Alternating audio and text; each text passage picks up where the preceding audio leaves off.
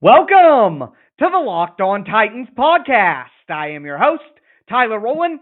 Titans fans, it is a re-watch Wednesday edition of the Locked On Titans podcast. And as I always say, this is my favorite episode of the week. I am so excited to dive into all of the tape with you guys, tell you exactly what I saw on the film from the Titans from a schematic standpoint. We are really going to drill down into the X's and O's behind the Tennessee Titans 27-3 victory over the Kansas City Chiefs. I have some team scheme related items to talk to you guys about, some individual items that I am very excited to get into, including a standout performance from Titan safety Dane Cruikshank and A.J. Brown returning to his dominant form. So we are going to talk about all of that, dive into the tape on today's show. Before we get into that, though, do want to talk a little power rankings. The Locked On Network released their NFL power rankings on Tuesday. We're going to see where the Tennessee Titans are, and I'll talk generally about whether or not I agree with that ranking. So a lot to discuss. We got power rankings, we got film on a rewatch Wednesday edition of the Locked On Titans podcast. Let's get it. You are Locked On Titans, your daily Tennessee Titans podcast, part of the Locked On Podcast Network, your team every day.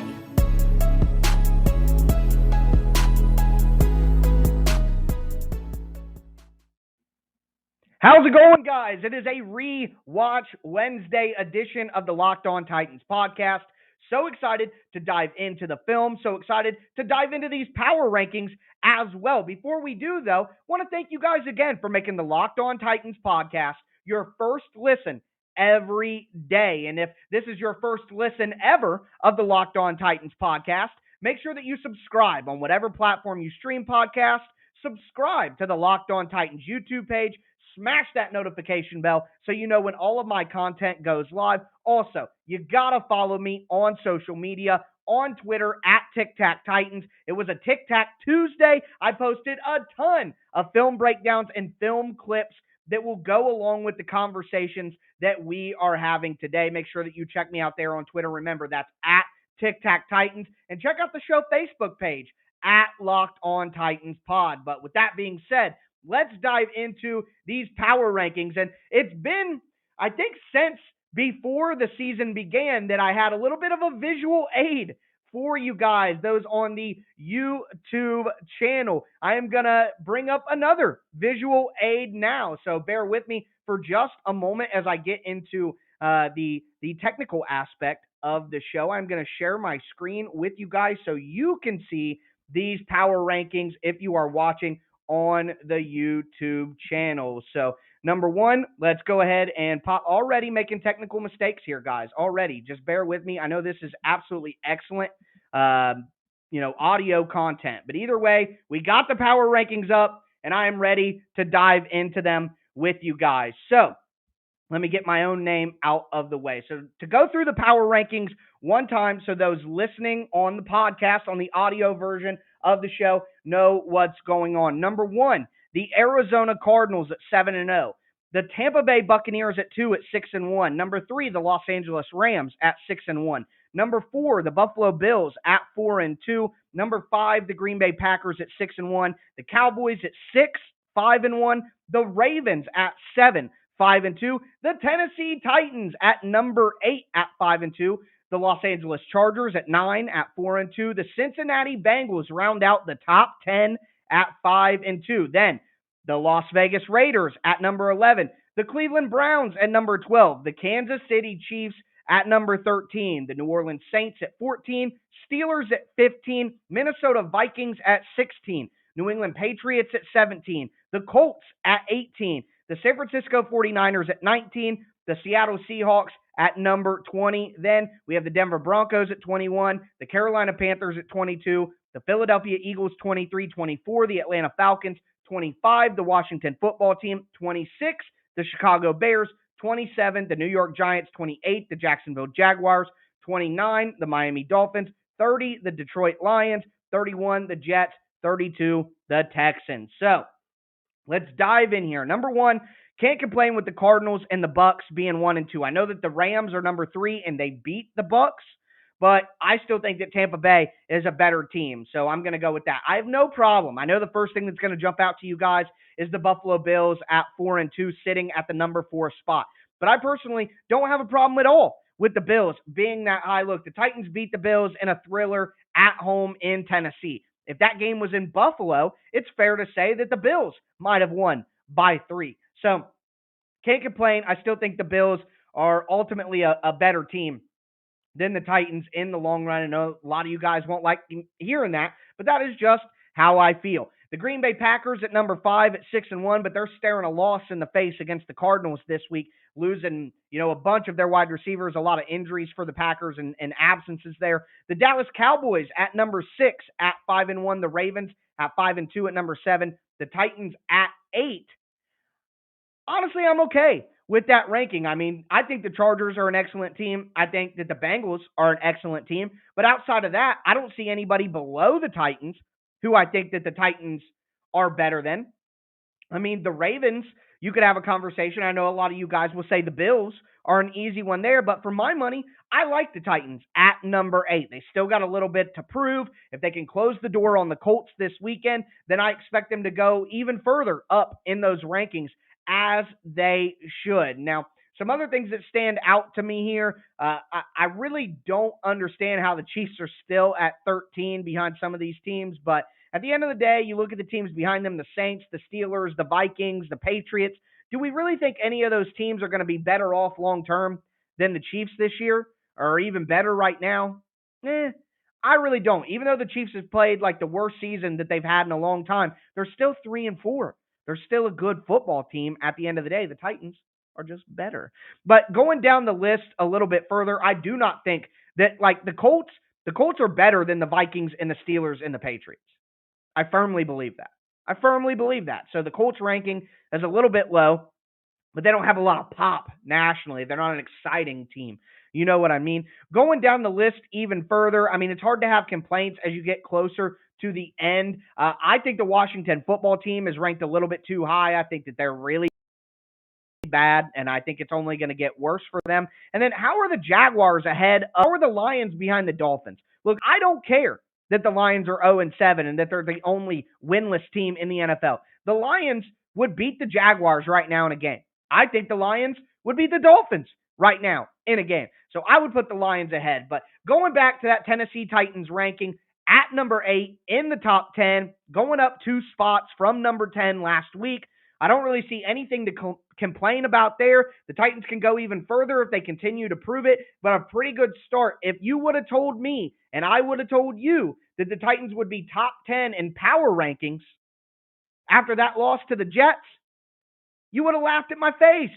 So just a good bounce back by the Titans, 2 of the most impressive victories of the year by any team, and that should squarely put you in the top 10 of the power rankings. Now, I know it's just power rankings, but hey, it's always fun to check in where all of the hosts for Locked On put the Tennessee Titans. They are at number 8. I had the Titans at number 7, just for your guys' information when I submitted my rankings. But that is going to do it for the power ranking segment of today's show. We are going to dive into the film next. It is a Rewatch Wednesday. Step into the film room with me. So excited to break down specifically on defense what the Tennessee Titans were able to do to this Kansas City Chiefs offense. We are going to talk about that in just a moment. Before we do, got to remind you guys about the Get Upside app. It's an incredible app that anyone who buys gas needs to know about. It's called Get Upside. It's free, and my listeners are making up to 25 cents cash back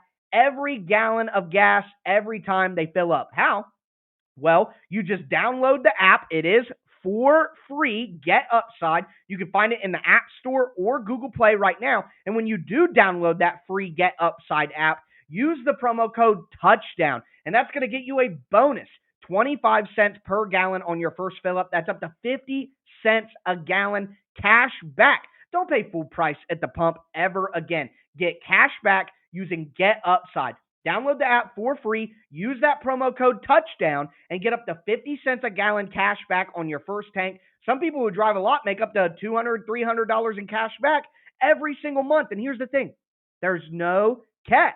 The cash back goes right to your Get Upside account, and you can cash out anytime you want to your bank account, your PayPal account, or even like an e-gift card for Amazon. Download the free Get Upside app, use the promo code TOUCHDOWN, and get up to 50 cents a gallon cash back on your first tank. That's code TOUCHDOWN on the free Get Upside app.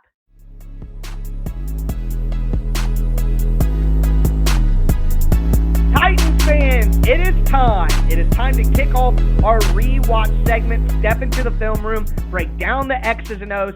Gotta remind you guys, I posted all of the clips that go along with this discussion and all the actual film breakdown on my Twitter account at Tic Tac Titans for copyright reasons. I can't have the actual film on the YouTube channel, as a lot of you guys know, but all of that content is available on my Twitter account. You don't have to sign up for Twitter. You could just go to Twitter's website, search at Tic Tac Titans, and scroll through my feed and see everything that you need to know. So just want to remind you guys about that. Also want to thank you again for making the Locked On Titans podcast your first listen every day. As for your second listen, make sure that you check out the live trade deadline show. It's going to be on the Locked On NFL YouTube page. It's going to be live from 3 p.m. to 5 p.m. on November the 2nd on the trade deadline. And I host the Locked On NFL National show on Thursdays.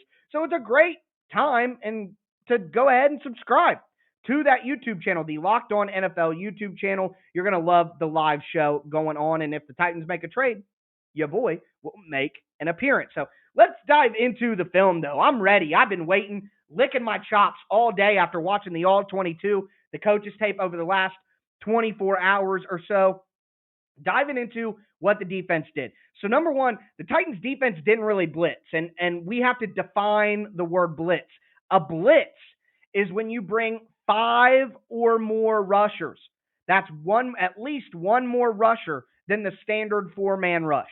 So that is the definition of blitz in the sense that I'm going to use it right now. The Titans only blitzed 1 or 2 times in this game, bringing more than 5 guys. Yes, they brought Elijah Molden off the slot cornerback spot a couple of times. Not really a lot, but a couple of times. But every time they did that, they dropped out a defensive end on the other side so that there were only 4-man coming. Again, they like to rotate between that slot blitz and blitz in the middle linebacker. But anytime they blitzed David Long, they dropped out a defensive end into coverage. So the Titans really didn't bring 5 people at all in this game, 1 or 2 times at max. And I mean, the reason for that is you can't allow Patrick Mahomes to only see 5 or 6 guys in coverage all day. He's going to pick you apart. So you can't have that. And the Titans had to avoid that. And really the goal is you need to get pressure on the quarterback by only bringing 4 guys in the pass rush and dropping 7 into coverage. That's how you beat these excellent, elite quarterbacks. That is how you do it. Now, some teams, like Tampa Bay last year, like the Giants that beat the Patriots in the early aughts, those teams could just bring their 4 guys, one-on-one rush opportunities, and they're going to win over and over. The Titans' defensive line has been doing a great job there, but that's not exactly who the Titans are. The Titans want to disguise coverage. They want to confuse you, bring different things at you. So the best way to get that pressure and show those disguised looks while also not sacrificing your coverage numbers is to drop someone into coverage, bring a blitz from the cornerback or the linebacker where they rush, but drop a defensive lineman in their place so you never lose that coverage. And the Titans did that all day long. Again, only 1 or 2 times did they actually bring 5 or more guys on a blitz. I think it was only twice all game long. Now, on the flip side of that, talking about the pressure, how do you then, remember, we talked against the Buffalo Bills that the Titans wanted to bring pressure from Josh Allen's right-hand side so that he couldn't roll out to his right and make plays. Well, that philosophy stays in place for Patrick Mahomes.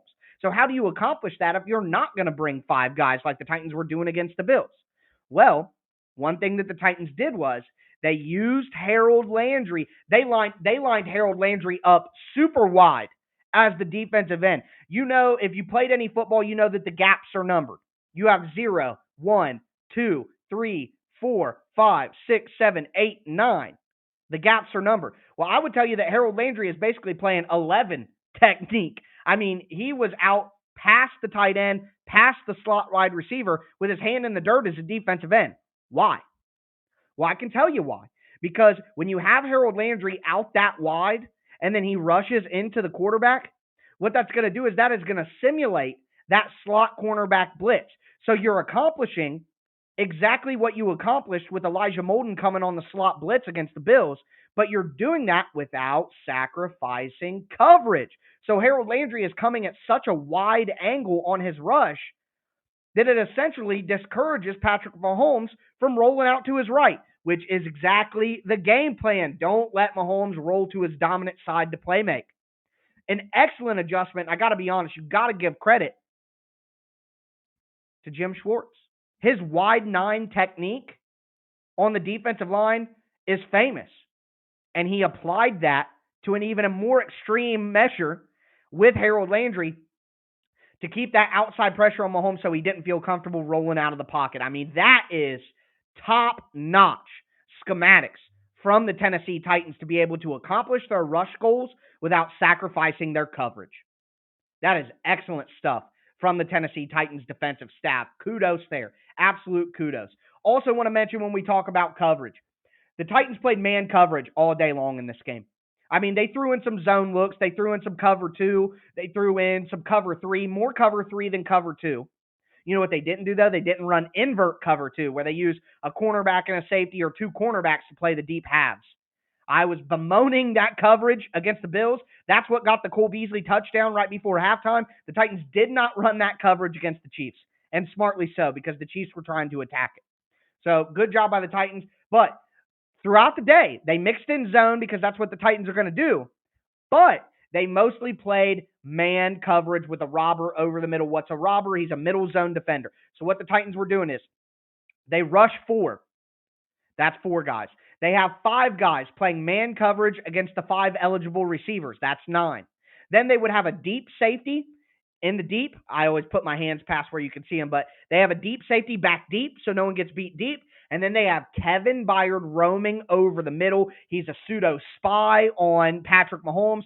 Remember, when Kevin Byard forced that fumble on Patrick Mahomes before halftime, he did that from the robber spot over the middle of the field, which allows him to help in zone coverage, help out the guys playing man over the middle of the field, read the quarterback's eyes. But then if Patrick Mahomes gets out of the pocket, who's hunting him down? Kevin Byard. Excellent stuff, and that's what KB does best.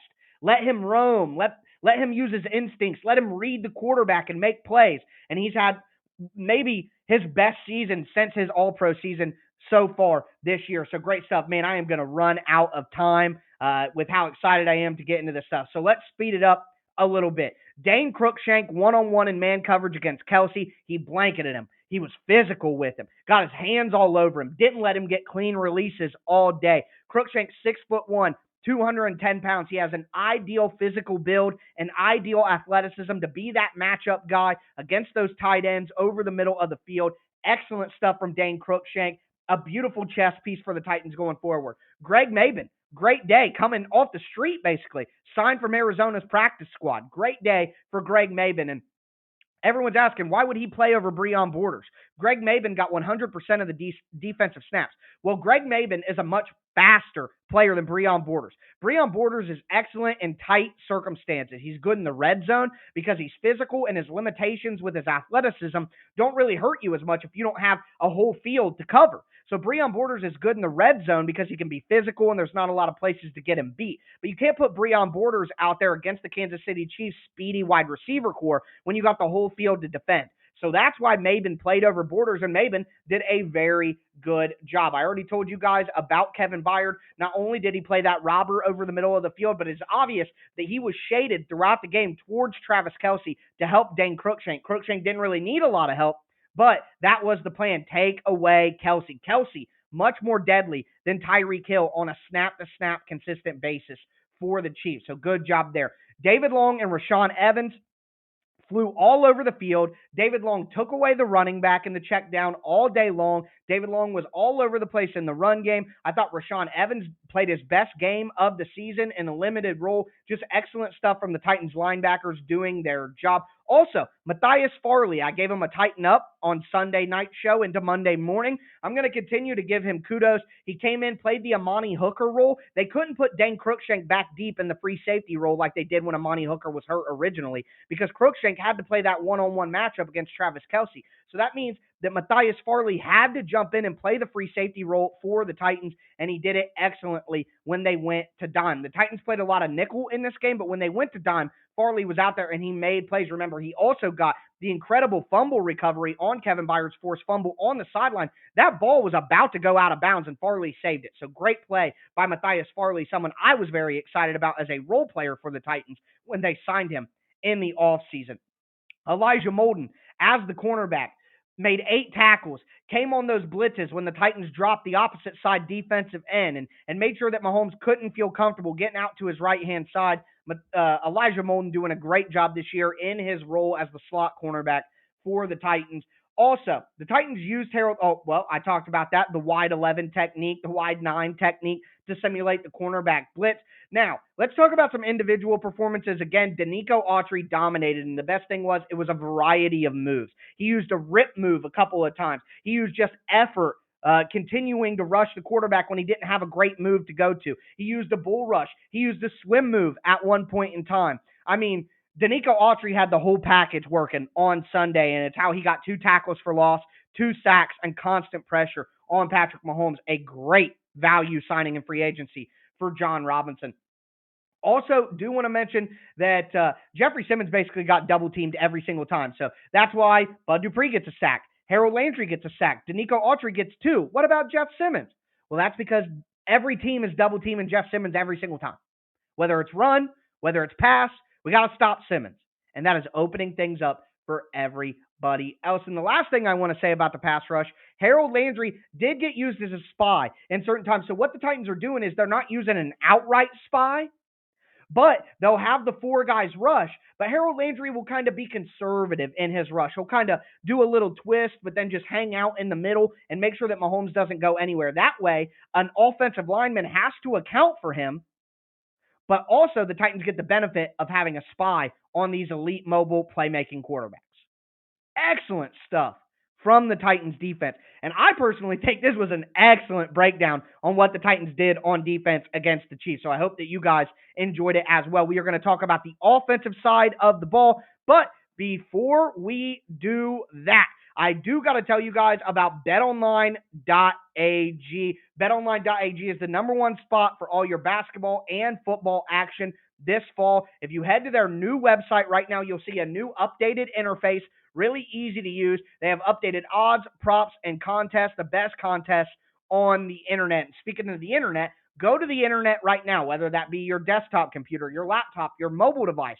Sign up today, and when you do, use the promo code LOCKEDON. That's one word, LOCKEDON, and get a 50% welcome bonus on your first deposit. That's literally free money at betonline.ag. So whether it's basketball, football, baseball postseason, NHL, boxing, UFC, or even your favorite Vegas casino games, make sure that you don't wait and take advantage of all their amazing offers today, including using that promo code LOCKEDON for a 50% welcome bonus at betonline.ag. BetOnline, where the game starts.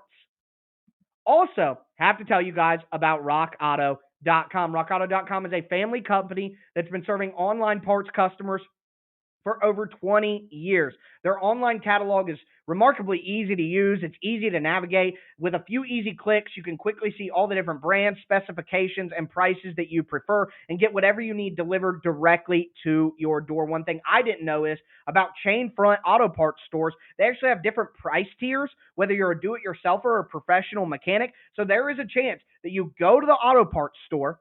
One, you have to put on pants. 2, the guy behind you is a mouth breather and is all over you. Get off me, man. The guy next to you gets to pay half the price for the part that you need, and the part that you need isn't even in stock, and they got to order it from the warehouse anyways.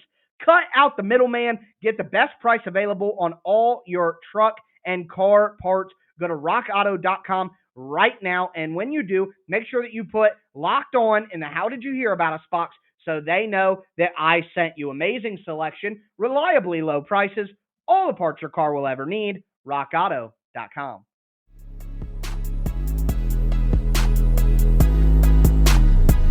Titans fans, let's cap off this Rewatch Wednesday edition of the Locked On Titans podcast by discussing what happened from an X's and O's perspective on the offensive side of the ball. Now, before we get into that, I want to thank you guys again for making the Locked On Titans podcast your first listen every day. As for that second listen, make sure that you check out the Peacock and Williamson show, hosted by Brian Peacock and former NFL scout Matt Williamson. The Peacock and Williamson show is Monday through Friday, and they give you a national perspective on all of the latest NFL news. Check out the Peacock and Williamson show on whatever platform you do stream. But diving into the offense, we just talked about the defense, and boy, I went long. So I'll keep the offense pretty short, and for good reason.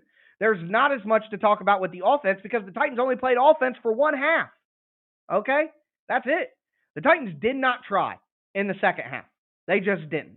And before I get into anything in the first half, I'm going to tell you guys the only complaint that I have from this game. Why in the hell are you up by 24 points with less than 20 minutes left in the game? And you still got Derrick Henry out there running. Give that man a break. There is no reason that Derrick Henry should have had 29 carries in this game. This was the ideal game to get Henry 19, 20 carries at max. Let him sit for the last 20, 25 minutes of the game. Come on, man. What are we doing? I mean, I know that I say up and down the dude's a unicorn. He's not going to break down, blah, blah, blah. But why tempt fate? Why look the gift horse in the mouth? Man, get that man some rest. Darrington Evans is back. Jeremy McNichols is back. Let those boys go out there and do it. I mean, if you're just going to run straight up the gut in the 9-man boxes just so you can run 3 times and punt, then don't let Henry do that. And Henry was pissed. I mean, you saw his body. Maybe you didn't, but I did. I saw his body language in the second half, and he was pissed. Now, he was probably mad that they weren't having success in the run game, but maybe he was pissed because he was in for no reason, taking hits for no reason, carrying the ball for no reason. I'm pissed about it. God damn it. Come on. Todd, Mike, what you guys doing? Tony? Get the man out of the game. Anyways, let's get into some of this scheme. 40% play action pass in the game. The Titans came out early and often with play action on first down. The very first play of the game for the offense was a play action pass. Todd, we need more of that. Also, offense for the Titans is all about marrying the formation and the look. What you want to do is you want to run a run play that looks exactly like the play action pass, and you want to run play action pass plays that look exactly like the run game. So think about the big play to A.J. Brown that I'm an idiot. I said it wasn't a catch. It was a catch. Down the sideline in the first half. Well, the Titans ran 2 tight ends on the left side, Swaim and Pruitt. They did play action on an inside zone to Derrick Henry, and then they threw it deep, and that was on first down. The very next play, which it was a 50-yard gain or what have you, the very next play, the Titans line up in the same formation, 2 tight ends, both on one side, but they flip it to where the tight ends are on the right side of the formation, and they run inside zone. So they show the exact same formation, the exact same personnel, and they run the exact same run look, but they actually hand off the ball, and Derrick Henry gets about 9 yards. Marrying your scheme together. Make the run look like the pass. Make the pass look like the run. Use the same formations. Use the same groupings. Use the same personnel so the defense doesn't know what's coming next. And Todd Downing is getting so much better at that early on in the year. What I will say is the reason the Titans had so much success in the play action pass game is because the Chiefs just completely sold out on the run. I mean, they would have 8 guys in the box, and then they would bring another defensive back, usually Tyrann Mathieu, to come off the backside. See, remember against the Buffalo Bills, they were bringing their defensive end up the field on the backside of the run to try to take away the bootleg. Well, that opened up the cutback lane for Derrick Henry on the run. Well, how do you keep your defensive end in to guard the cutback lane on the run while also taking away the bootleg? You bring another guy off the backside, usually a defensive back, floating down to the line of scrimmage late in the play clock. Well, the Titans saw that, and they said, well, okay, We'll just play action pass you to death all day long. Derrick Henry only had 86 yards, 3 yards per carry. The Titans didn't kill the Chiefs in the run game. As a matter of fact, the Chiefs' interior defensive line and their linebacker, Nick Bolton, had a great game in run defense. In my opinion, from watching it, I thought they did a really good job. Jaron Reed, Kalen Saunders, I think that's the name of those guys for the Chiefs. And then Nick Bolton at linebacker. I thought they did great in run defense in this game. But they sold out, 9 in the box, bringing pressure. Okay, then we're just going to throw the ball over the middle of the field on you all day long. Glance is back. You guys know the play. Play action to Derrick Henry, hit A.J. Brown over the middle. The Titans call that play glance. So you guys can, stack that in your database of terminology. That's what they call it. So obviously I'm not in the building, but that's what people say who talk to the coaches on the television. I've heard other breakdowns from people who get to talk to the coaches. That play is called glance. Now I'm sure there's a million other terms that go into it before the play calls. Reading a play in the NFL is like reading the Cheesecake Factory menu. So I'm sure there's more to it, but overall that play is called glance. Okay, so outside of that, the Chiefs, again, man coverage. That's what teams do to the Titans. They bring guys to the line of scrimmage. They play man coverage, especially in third down situations. But guess what? The Titans went out and got Julio Jones because they needed multiple guys that could just win one-on-one in man coverage. And A.J. Brown's catch on the sideline in the end zone, both those catches, he just wins in man coverage, man. He's just better than L'Jarius Sneed. Charvarius Ward. He's just better than them. And Julio Jones is better than most of the corners he's going to go up against too. So if you want to do that, you want to play tight one-on-one and put your corners on an island, okay. The Titans will take that. And they're going to take shots on you all day long. And I'm willing to bet that A.J. Brown and Julio Jones are going to beat your cornerbacks. Man, this Titans offense is roaring, baby. This Titans offense is roaring. Rawr! I'm so excited. I can't help it. I'm sorry, guys. Sorry, I'm getting obnoxious. But this stuff just gets me fired up. Let's keep going. So, the Titans won against man coverage. They killed them in play action pass because they sold out on the run. But I also got to give Todd Downing credit for the creativity of the offense. We got a jet sweep out of shotgun to A.J. Brown. Woo! Give me more of that. A.J. did a terrible job on that play, though. He's got to do better if they're going to run the ball to him. Do better. Nick Bolton lit him up for like a 3-yard gain. Needed to be a lot better than that for how well it was blocked.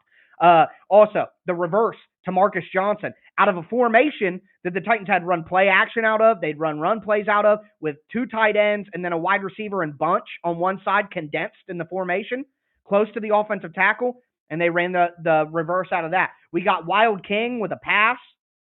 I like calling it King Cat, though. I don't know why I like that a little bit better. But either way, the Titans are running a varied run scheme. Everyone knows the Titans run outside zone. They run inside zone. But so far this year, the Titans have run traps.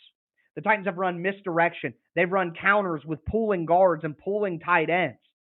I mean, I'm so impressed with Todd Downing and how he's varying the run game right now. Excellent stuff. For some individual stuff, Jeff Swaim, best game of the year. Really good job. Ben Jones. Obviously, he was banged up on Darrynton Evans' run. Darrynton Evans just slams into Ben Jones, and Ben Jones lays on the ground for a while. He's banged up, as he always is. But Ben Jones really struggled that with the reach block on the defensive lineman to get in front of him. He struggled in this game. That's part of the reason the Titans struggled in the run game. Dillon Radunz, 22 snaps. He was good in run blocking, but he struggled in pass blocking quite a bit. But a lot of that is the Chiefs were putting Chris Jones on Dillon Radunz. I mean, there's not many guards in the league who are going to be able to deal with Chris Jones, so I'm not going to kill Dillon Radunz for struggling in that sense. So Dillon Radunz, overall, pretty good. Some struggles in pass protection, but that's to be expected. I'm going to do a film breakdown on Dillon Radunz on my Twitter account, @TicTacTitans, probably on Friday, because I am so busy. It is hard to do all the content that I have in my head that I want. But either way, I'm going to do my Titans Wire USA Today article this week on the Titans front four. They're the elements, baby. Water, wind, fire, and earth. And I'm going to break that down for you in my article. Make sure that you don't miss that. And then on Friday, on Thursday, I plan to do a little David Long thread on Twitter. And then Friday, I'm going to do Dillon Radunz. So make sure that you guys don't miss that additional content, the actual film stuff that I'm breaking down, the clips that I put together. That's all on Twitter at Tic Tac Titans. But that's going to do it for me today. This episode's going to be like 40 freaking minutes. I'm going to get in trouble, but I don't care. I had to unload the clip for you guys. All this stuff I saw on film from the Titans was so excellent, and I certainly hope that you all enjoyed it. If you did, make sure to like the video. If you're watching on YouTube, leave a comment. I appreciate all of that. Helps me out a lot. If you're just listening to the podcast, throw in a review on Apple Podcasts. About 55% of you guys listen on Apple. I haven't got a lot of reviews lately, so I would appreciate a couple more of those. But other than that, just thank you guys so much for tuning in. That's going to do it for me today, folks. As always, I am your host, Tyler Rowland, and this was Locked On Titans.